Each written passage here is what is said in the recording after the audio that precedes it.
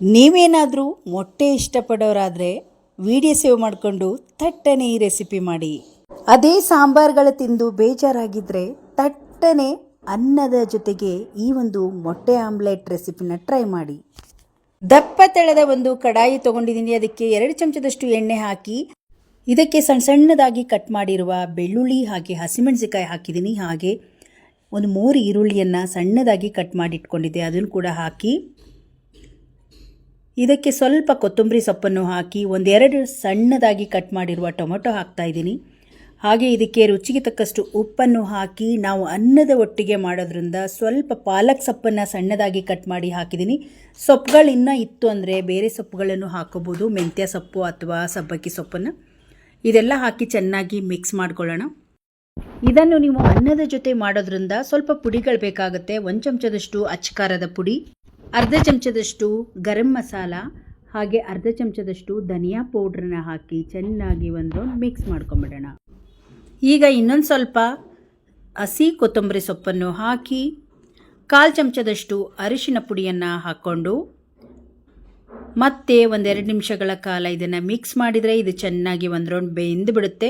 ಈಗ ಈ ರೀತಿ ಈ ಈರುಳ್ಳಿನೆಲ್ಲ ಚೆನ್ನಾಗಿ ಸ್ಪ್ರೆಡ್ ಮಾಡಿಕೊಂಡು ಇದರ ಮೇಲೆ ಮೊಟ್ಟೆಯನ್ನು ಹಾಕ್ಕೊಳ್ಬೇಕಾಗುತ್ತೆ. ನಾನು 4 ಮೊಟ್ಟೆ ತೊಗೊಂಡಿದ್ದೀನಿ. ನಿಮಗೆ ಎಷ್ಟು ಬೇಕಾಗುತ್ತೋ ಅಷ್ಟು ಮೊಟ್ಟೆ ತೊಗೊಳ್ಳಿ.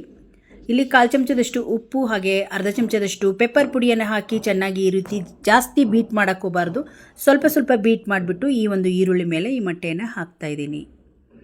ಈ ರೀತಿ ಹಾಕಿಬಿಟ್ಟು ಮೀಡಿಯಮ್ ಫ್ಲೇಮಲ್ಲೇ ಒಂದು 10 ನಿಮಿಷಗಳ ಕಾಲ ಬೇಯಿಸ್ಕೊಳ್ಬೇಕು, ಮಿಕ್ಸ್ ಮಾಡೋಕ್ಕೆ ಹೋಗಬಾರ್ದು. ಈಗ ನೋಡಿ ಓಪನ್ ಮಾಡ್ತಾ ಇದ್ದೀನಿ. ಬಿಸಿಯಾಗಿರುವ ಈ ರೈಸ್ ಜೊತೆಗೆ ಮೊಟ್ಟೆ ಆಮ್ಲೆಟ್ ರೆಡಿಯಾಗಿದೆ. ಈರುಳ್ಳಿ ಜಾಸ್ತಿ ಹಾಕಿರೋದ್ರಿಂದ ಈ ರೀತಿ ಆಗುತ್ತೆ ನೋಡಿ.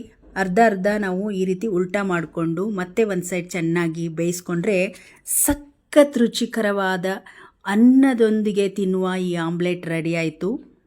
ನಾರ್ಮಲ್ ಆಗಿ ಆದರೆ ಪ್ಲೇನ್ ಆಗಿ ನಾವು ಆಮ್ಲೆಟ್ ಮಾಡಿರ್ತೀವಿ, ಬರೀ ಈರುಳ್ಳಿ ಹಾಕಿ ಈ ರೀತಿ ಮಸಾಲೆ ಹಾಕಿ ಮಾಡಿ ಅವತ್ತಿನ ಊಟ ಬೊಂಬಾಟ್ ಭೋಜನ ಅಂತಲೇ ಹೇಳ್ಬೋದು.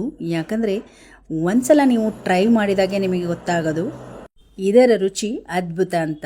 ಇವಾಗ ನಾನು 3 ಜನಕ್ಕೆ ಮಾಡಿರೋದು, ಹಾಗಾಗಿ 3 ತಟ್ಟೆಗೆ ರೈಸನ್ನು ಬಡಿಸ್ತಾ ಇದ್ದೀನಿ.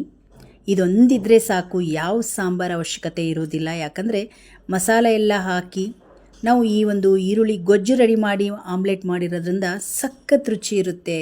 ಒಂದು 2 ನಿಮಿಷ ಟೈಮ್ ಇದ್ದರೆ ಸಾಕಾಗುತ್ತೆ. ರುಚಿಯಾಗಿರುವ ಅನ್ನದೊಂದಿಗೆ ತಿನ್ನೋಕೆ ಮೊಟ್ಟೆ ಆಮ್ಲೆಟ್ ರೆಡಿ ಆಯಿತು. ನೀವೇನಾದರೂ ಮೊಟ್ಟೆ ಇಷ್ಟಪಡೋರಾದರೆ ವಿಡಿಯೋ ನೋಡಿದ ತಕ್ಷಣವೇ ಒಂದ್ಸಲ ಮಾಡಿ ನೋಡಿ ಹೇಗಿತ್ತು ಅಂತ ಕಮೆಂಟ್ ಬಾಕ್ಸಲ್ಲಿ ತಿಳಿಸಿ. ಇವತ್ತಿನ ವಿಡಿಯೋ ಈ ಸಿಂಪಲ್ ರೆಸಿಪಿ ಆಗಿರುತ್ತೆ. ಇವತ್ತಿನ ವಿಡಿಯೋ ಇಷ್ಟ ಆದರೆ ಒಂದು ಲೈಕ್ ಮಾಡಿ, ಈ ವಿಡಿಯೋವನ್ನು ಶೇರ್ ಮಾಡಿ. ಇನ್ನಷ್ಟು ವಿಡಿಯೋಗಳಿಗಾಗಿ ನಮ್ಮ ಫೇಸ್ಬುಕ್ ಪೇಜ್ ಹಾಗೆ ಯೂಟ್ಯೂಬ್ ಚಾನಲನ್ನು ಸಬ್ಸ್ಕ್ರೈಬ್ ಮಾಡ್ಕೊಳ್ಳಿ. ಮತ್ತೆ ನಾಳೆಯ ಇನ್ನೊಂದು ಹೊಸ ವಿಡಿಯೋದೊಂದಿಗೆ ಸಿಗೋಣ. ಅಲ್ಲಿಯವರೆಗೂ ಧನ್ಯವಾದಗಳು.